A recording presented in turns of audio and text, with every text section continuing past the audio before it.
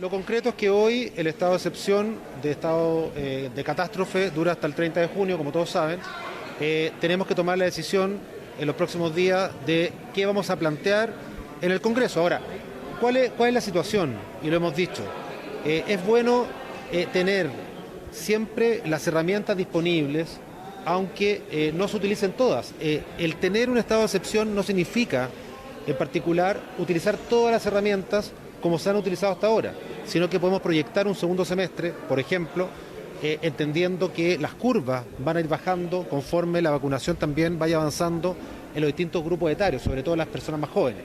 Si se acaba de la noche a la mañana, por ejemplo, la posibilidad de tener toque de queda, y no se han vacunado los más jóvenes, los que van a salir a celebrar, los que van a salir justamente a utilizar espacios que hoy día están un poco más restringidos, son justamente los más jóvenes y justamente las personas que no están vacunadas.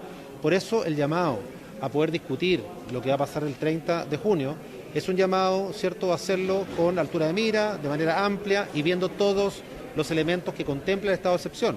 No es solamente cordón sanitario, no es solamente una cuarentena, no es solamente un toque de queda, sino que hay otros también factores que influyen a la hora de poder tener y contar con esa caja de herramientas para poder utilizarlas cuando corresponda. Ministro, ¿qué le parecen las críticas de sus sectores, de la UDI? Son los que han cuestionado también y que han llamado a no aplicar más cuarentenas en nuestro país. No, hoy día mismo yo conversé, por ejemplo, con el presidente de la UDI acerca de este tema y son matices distintos. Lo que pasa es que efectivamente el rol de los partidos políticos es un rol mucho más ciudadano desde el punto de vista a veces de una sola de las dimensiones. Efectivamente, nosotros empatizamos y nosotros concordamos con mucha gente que está desanimada, mucha gente que efectivamente no quiere tener más restricciones, mucha gente que a lo mejor ve mermado su ingreso o ve mermado, obviamente, también poder emprender. Por eso, cierto, iniciativas como el bono alivio de la PYME o el IFE universal van justamente a poder atender esas necesidades. Pero también el gobierno tiene que mirar otras condiciones.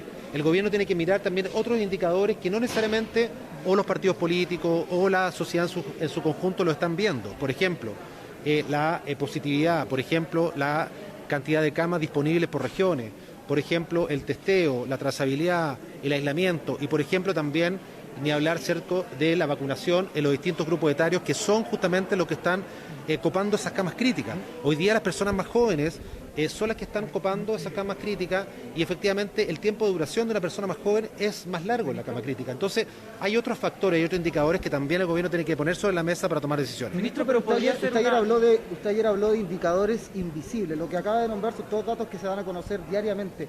¿A qué se refiere que estos datos que algunos a lo mejor no conocemos, a lo mejor nos serviría para poder entender mejor? No. Yo me refería puntualmente a que muchas veces cuando se quiere tener una postura con respecto a un tema, no se visibilizan todos los indicadores, que por cierto son todos transparentados día a día, pero no toda la gente sabe exactamente cuáles son los indicadores que el gobierno toma a la hora, cierto, de tomar una decisión, por ejemplo, con respecto a una cuarentena.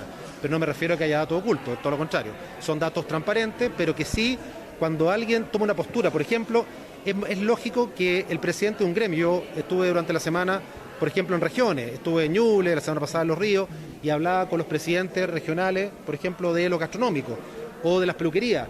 Y ellos solamente, obviamente, consideran que sus negocios son esenciales, que debiesen abrir más, recibir más gente.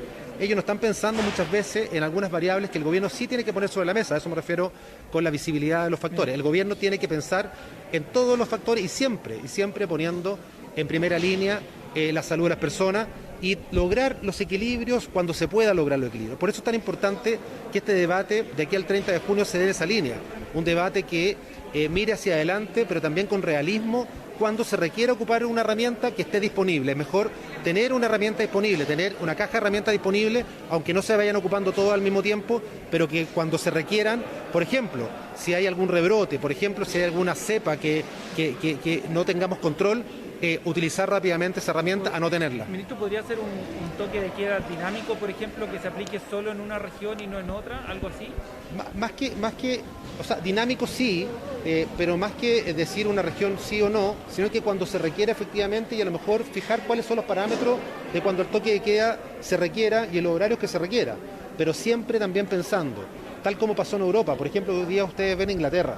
Inglaterra hace algunas semanas atrás promovió que los más jóvenes fueran de nuevo, ¿cierto?, a celebrar o salieran en la noche, y hoy día tienen un problema muy grave, ¿cierto?, con una cepa distinta.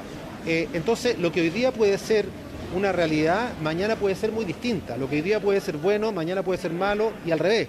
Entonces, es mejor contar con una caja de herramientas, ir utilizándola, ¿cierto?, también logrando los equilibrios, la armonía también, obviamente, con el desarrollo, no solamente económico de las personas, sino que también emocional de las personas, y ir trabajando este segundo semestre, obviamente, en conjunto también. Ahora, esa discusión ojalá se dé en el Parlamento y se dé una discusión amplia, no solamente pensar que esto tiene que ver con militarizar o tener un cordón sanitario más o menos, o un toque de queda más o menos. Son muchos los factores que hay que ver a la hora de discutir si alargamos o no el estado de excepción. ¿Podría ser que, por ejemplo, con el 75% de vacunados se pudiera a lo mejor hasta ahí llegar con estas medidas? ¿Lo han pensado? ¿Podría ser un indicador? No, eso es algo que se ha pensado en términos, ¿cierto?, de poder tener, obviamente, una cantidad importante de personas vacunadas.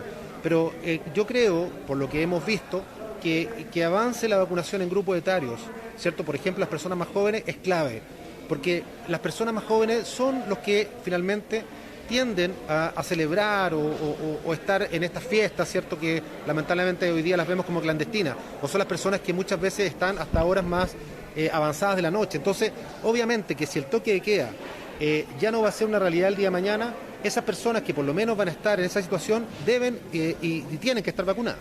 Ministro, con respecto a las elecciones, ¿hay preocupación por la participación, esto considerando también que se haya decretado cuarentena total en la región metropolitana? ¿No hay un contrasentido ahí con respecto a esta medida y finalmente lo que se espera de la gente que vaya a votar? No hay contrasentido, porque incluso tuvimos un plebiscito con muchas comunas, o varias comunas también en cuarentena. Tuvimos una elección del 15 y 16 de mayo también con muchas comunas en la región metropolitana también en cuarentena y en el país. Y hay que recordar que solamente había unas pocas comunas que estaban en fase 2 en la región metropolitana, 10 para ser preciso, más Alhué, que estaba en fase 3. Por lo tanto, muchas de estas comunas tenían cuarentena ya el fin de semana y las elecciones ya se han desarrollado bajo la modalidad de cuarentena.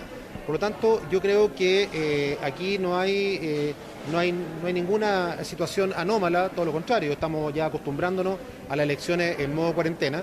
Lo importante es que la gente vaya, participe. No hay un permiso especial para ir a votar, tienen que hacerlo con su carnet. Las personas que vivan en una región distinta al local de votación tienen que sacar además su pasaporte sanitario y con eso basta. Vale decir, la participación está asegurada y como gobierno nos interesa que la gente, por supuesto, participe. Ministro, pero especialmente...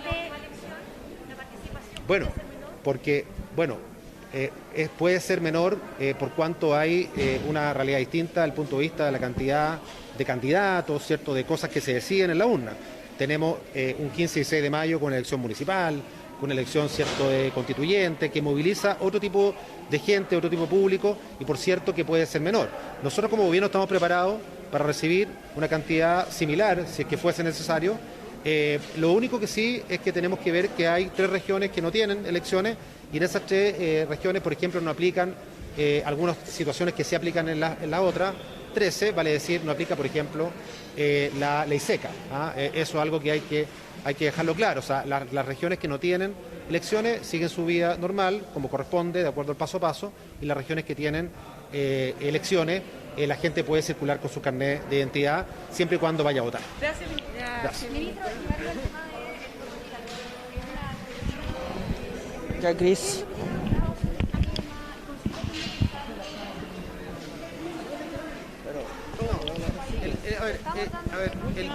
Para el gobierno lo más importante hoy día es que la gente participe.